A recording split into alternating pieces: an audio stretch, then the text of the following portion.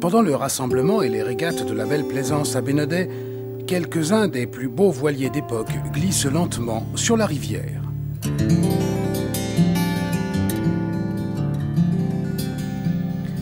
Viola, Peza, Penduic, les grands gréements auriques rivalisent d'élégance en longeant les rives de l'Odet.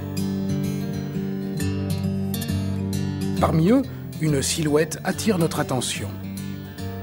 Quel est donc ce côtre aurique? D'où vient-il? Fait-il 15 mètres ou fait-il 18 mètres? C'est en nous approchant et en découvrant la taille de l'équipage que nous mesurons enfin la longueur de ce grand côtre d'époque. 8 mètres 22 de coque pour 5 mètres 60 à la flottaison. C'est Seabird, plan de William Fyfe de 1889, repris et construit à déjà plus de 4 exemplaires depuis l'année 2000 par le chantier du Berstagnol.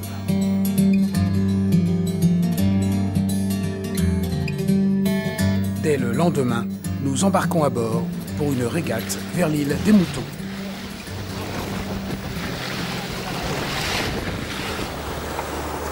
Bon Hubert, on est en train de participer à la régate de la Belle Plaisance à Bénodet. Ce qui est étonnant, c'est qu'on a une vitesse impressionnante. On est au contact avec des bateaux beaucoup plus grands, qu'on a plutôt tendance à rattraper, comme les deux Penduic qui sont sous le vent.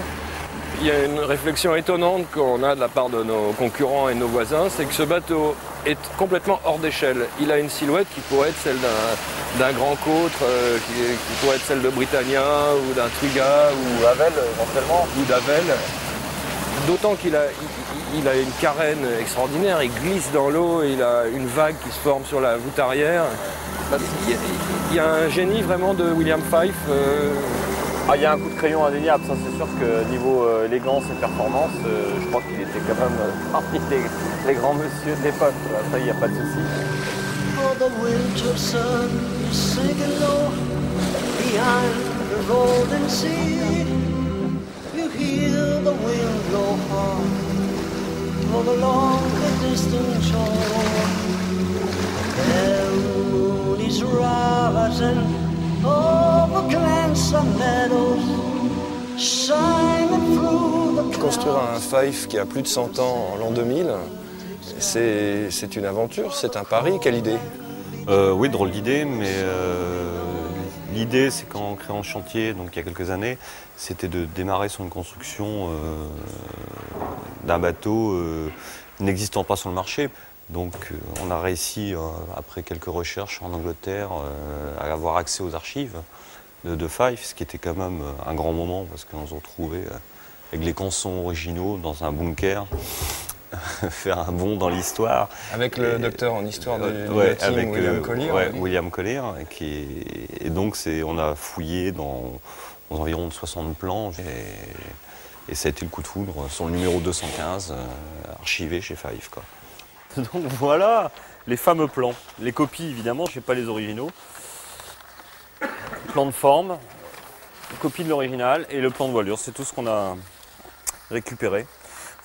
Et ce plan, dessiné au crayon il y a plus de 100 ans, était utilisable? Oui, il y a eu beaucoup de travail avec... mon frère a beaucoup travaillé là-dessus, Marcel Sagnol, donc il fallait faire tous les plans de structure et tout ça. Mais les formes, les lignes du bateau, ses équilibres de poids et de voilure sont strictement respectés par rapport à... On a tout respecté totalement, hormis la technique de construction. C'est un bateau tout bois, mais construction bois moderne. Alors évidemment, ce bateau est extrêmement lesté, je crois à 66%. Oui, tout à fait. Le lest n'est pas encore en place, mais il s'agit d'une tonne 8 de plomb, je crois. Une tonne 8 de plomb, ouais. Et alors, 2 tonnes 8 de déplacement. Il y a une autre caractéristique, moi, qui m'a toujours impressionné, c'est que le bateau fait 5,60 m de longueur à la flottaison et 11 mètres hors tout. Voilà, il fait quasiment 11 mètres hors tout. Avec le bout dehors et la baume qui fait plus de 6 mètres de long, quoi. Il a une étrave à guibre, comme on dit, une étrave de clipper, voilà. Une étrave tulipée. Il a des entrées d'eau très très fines, très profondes, il y a un brillon très très profond. Et puis un élancement arrière qui n'en finit plus, évidemment. Et donc c'est un bateau qui est vraiment une période de transition, je trouve, en architecture navale de cette époque-là. C'est-à-dire les bateaux un petit peu plus vieux que Seabird étaient beaucoup plus étroits, quoi. Et là, ça y est, les bateaux s'évasent, on leur donne plus de... C'est vraiment un voilier du 19e siècle. Voilà. Et ce bateau était destiné à la petite croisière. Déjà, la petite plaisance existait. Oui, la petite plaisance existait sur la Clyde et même dans le sud d'Angleterre aussi. Oui, la légende de Fife, ça a été non seulement l'élégance de ses dessins, mais aussi la qualité de finition de cette construction qui semble ici aussi irréprochable. On ose à peine s'asseoir. Normalement, elle est irréprochable, donc on a fait très très attention au travail, à être le plus authentique possible dans tous les détails, quoi. Il y a plein de pièces d'accastillage évidemment qu'on ne trouve plus, on a été obligé de faire des modèles, faire de la fonderie, tout ça d'après croquis qu'on a pu retrouver à droite et à gauche. Donc on a vraiment essayé d'aller